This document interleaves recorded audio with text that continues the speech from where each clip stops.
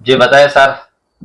कर्नाटक के जो है, कर्नाटक ही नहीं पूरे हिंदुस्तान के माइनॉरिटीज के हक के लिए एक ही आवाज जो है बेंगलोर से बुलंद होती है, वो है आलम पाशा की आवाज।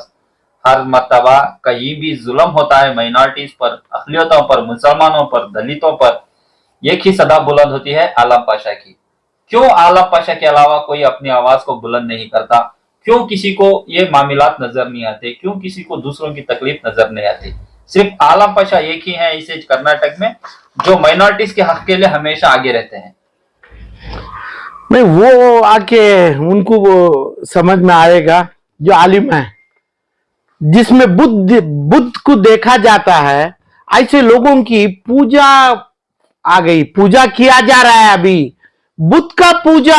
इस हुकूमत से, हुकूमत का देन, जब मुसलमान अपने वजू के साथ, नमाज के साथ वोट डालने के बाद बुद्ध का पूजा, बुद्ध जो खत्म हो गया, मेरे नबी इब्राहिम अलैहिस्सलाम अपनी कुराड़ी से मार के फोड़ा, अब तमाम ये बुद्ध का पूजा, बुद्धों को बनाने का दौर आज के आलिम कल ईद से कई 1-2 साल से इलेक्शन जो कांग्रेस का बोले और फलाम बोले, बुद्ध का पूजा अमल किया है।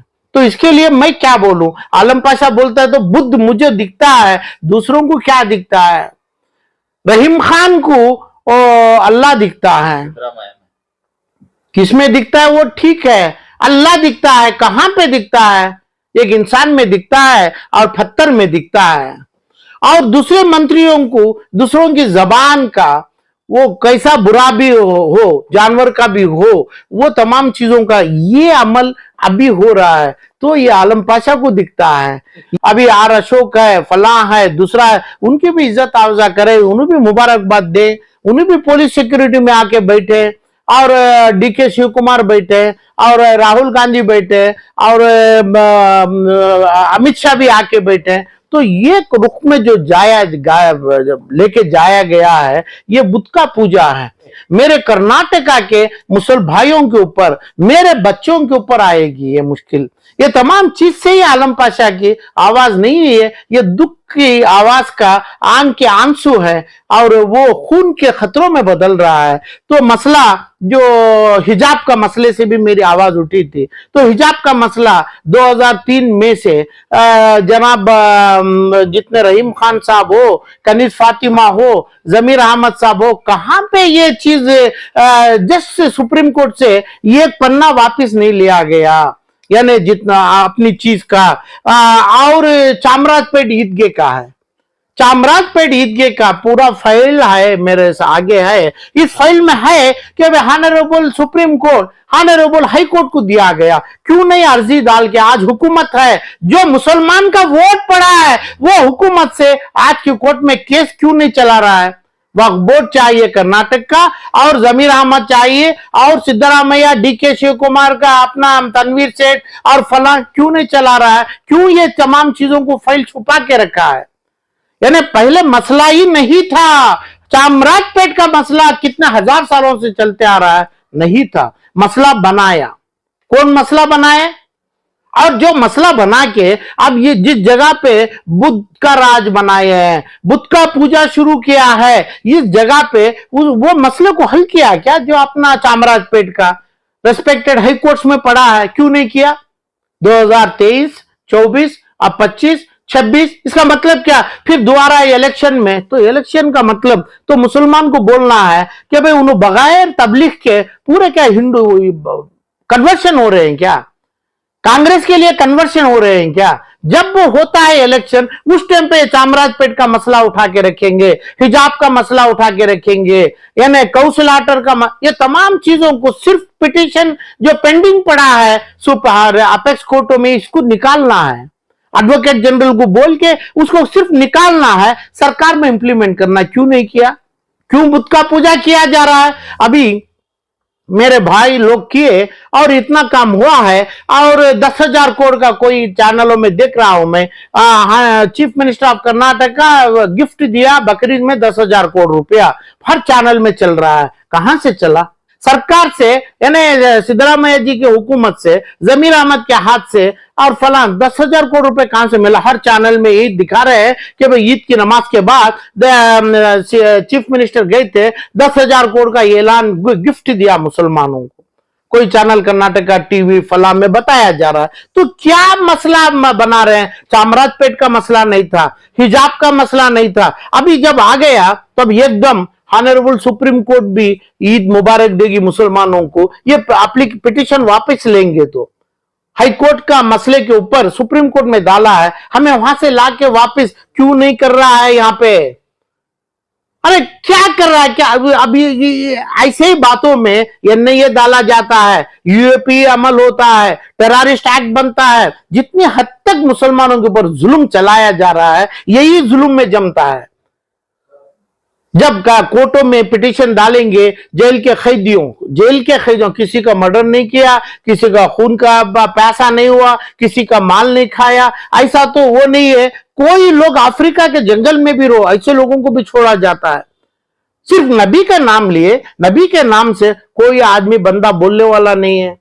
आप लोग सिर्फ पूछा जाता है, आप लोग बोलता है आलम पाशा है। क्या है आलम पाशा? क्या कोई पार्टी का सिक्का लगाया है क्या? जो पार्टी का सिक्का लगाया है, जो जेडीएस है, जो कांग्रेस है, जो कारपोरेटर्स है, जो एमपी एमएलए से मंत्री हैं, ये तमाम लोग क्या करता है? अरे भाई बोलना, मुझे कोई लायक नहीं है। आलम पाशा ये छोटे म्युनिसिपल कारपोरेटर का लायक कभी नहीं बन सकता है। आप लोग मंत्री हैं, हज के मिनिस्टर्स है, फला है, ये तमाम लोग आप है ना।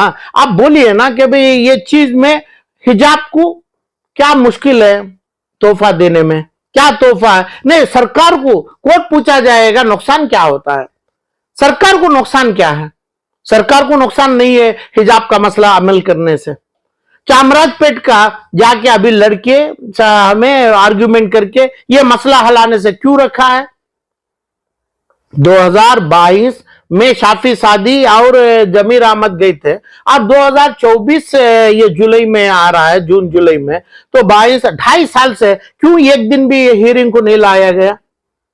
ये मसला बनाया कौन है? कुछ भी नहीं था। कोई एक आदमी, ना मुसलमान में रोडी शीटर है, ना नॉन मुस्लिम्स में, हिंदूस में रोडी शीटर है। ये रोडीज्म का काम कहां से बन गया? तो कहां भी नहीं बना है, ना हिजाब का है। मसलों को कुछ बनाए गए, मेरे अंदाज से ऐसे ही लोग जो आज कर रहे हैं। तो ये कल ईदगाह में अनाउंस होना चाहिए था कि भाई हमें ईदगाह का मसला हल कर दिया, हमें 10,000 करोड़ रुपए दे रहा है। जितना दुश्मनागी कांग्रेस से किया जा रहा है, कांग्रेस में ये मसले पूरे हटाया ही नहीं है। और दूसरा, मुसलमान की यूनिवर्सिटी का कितना अनाउंस किया, कितने 100 यूनिवर्सिटी, जितने लोग हैं, गद्दारी किया जा रहा है इस्लाम के, मुसलमान के इदारों के ऊपर। मुसलमान के लिए, ये इल्म के लिए हम काम करेंगे, हमारी ये जगह है। यानी जमीर अहमद, रहीम खान, तनवीर और हारिस, रहमान खान, ये सीएम इब्राहिम, हमारी ये 50-100 एकड़ है, ये मेडिकल कॉलेज आएगी, ये यूनिवर्सिटी आएगी। पर्सनल यूनिवर्सिटी क्यों लाते हैं? क्या करते हैं? हराम के अलावा कुछ नहीं हो रहा है, हराम हो रहा है। बुत पूजा शुरू करने की फाउंडेशन डाला गया है। बुत का पूजा, इसका मतलब समझते हैं कर्नाटक के लोग, आलम पाशा से ज्यादा समझते हैं। जो इब्राहिम अलैहिस्सलाम की मेहनत है, ये मेहनत जितना करके बुत को खत्म किया गया है, ये बुद्धों को इंस्टॉल किया जा रहा है। और फसादातों को, यानी तकरीबन जो जितने यहूदी से आज फालस्तीन के ऊपर जो कर रहे हैं, उन्होंने पूरे के पूरे 1-2 करोड़ भी नहीं है, मेरे अंदाज से नहीं, 1 करोड़ भी नहीं है पूरे यहूदी दुनिया के अंदर। 70-75 लाख इजराइल में है, दूसरे 5-10 लाख हैं। इतने ही है यहूदी पूरे मुसलमानों के पूरे मुल्कों में, वर्ल्ड कंट्रीज में। इसके बावजूद इतना काम इन्हों कर रहे हैं। तो ये हिंदू लोगों से ये बहकावे में लाके ये तमाम चीज करने के लिए क्या जरूरी थी? जिस जगह पे सिद्धरामैया जी बैठे थे, वहां पे हर आदमी जो स्टेट के लिए बनाया, जो जितना हज कमेटी एक सीएम दिया था, फलान, ये पूरे लोगों की दावत देना चाहिए था, पूरे लोगों को इसमें लाना है। वो भी कहां पे? जिस जगह पे प्रोटोकॉल के साथ पुलिस पारा बनता है, वहां पे बिठाना चाहिए। वही चाहिए था, ये एक आदमी का नहीं।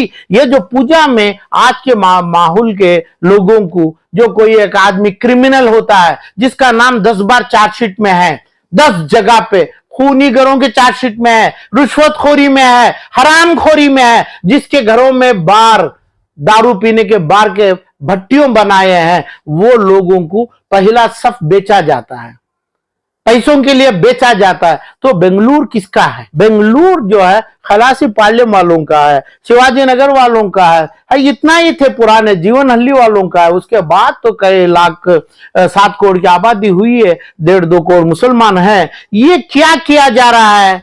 जो फिल्मों में चलने वालों को, फिल्म के अदाकारों को पहली सीट दिया जाता है, बेचा जाता है तमाम चीज। जो बीफ एक्सपोर्ट है, बीफ का एक्सपोर्ट है, वो एक्सपोर्ट हो रहा है। बोलते हैं कि भाई अमित शाह करते हैं, अदानी करते हैं, अंबानी करते हैं, वही लोग लाइसेंस देते हैं, अमित शाह। सच्चाई है ये, क्योंकि इसको ज़बा करना हरा ऑफेंस नहीं है, गुनाह नहीं है, इसको कंज्यूम नहीं करना है।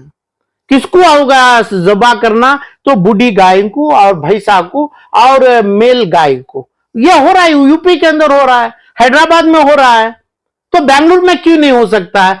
कानून जो पुलिस पकड़ा उसके लिए क्या बोला? शिवाजी नगर में, चामराजपेट में, शांति नगर में, मैसूर में और कहां कहां पे वहां जो मुसलमान जीता है, रहीम खान हज भवन में जम के हज का, मैं वहां पे क्यों नहीं बोला कि भाई आप हम ज़बा नहीं करेगा, कोई घर पे जाके अरेस्ट नहीं करेगा, सीज नहीं करेगा। सीज करने की प्रॉपर्टी पर्सनल प्रॉपर्टी है, जो घर घुसेगा वो पर्सनल, किसी का माँ का घर है, कोई बच्चों का घर है, वहां पे पुलिस जा नहीं सकता है बिना इजाजत, बिना कोर्ट के नोटिस और बिना तमाम केस रजिस्टर्ड के पहले।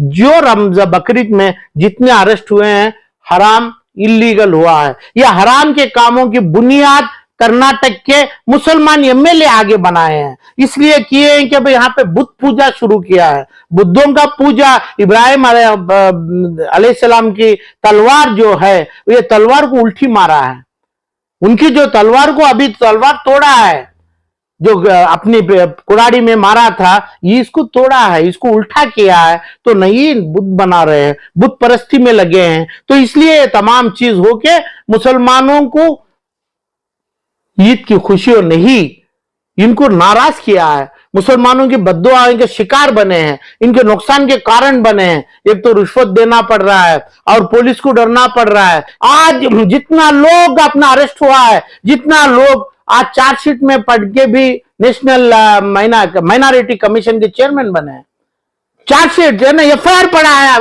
अल्ताफ के ऊपर और वो चेयरमैन है, वो क्या अभी जेल को जाएगा क्या? जेल में डालेंगे क्या? और कितना काम किएगा वो बरी होने के लिए? जब काम ये है बरी होगा तो भाई अल्लाह के सामने गुनेगार है, गुनेगारों को तुम लाता है ऐसे टाइम पे, क्योंकि कोर्ट को सनद मांगता है। तुम सनद को साफ कर देगा, सनद को जला देगा, सनद को गलत कर देगा।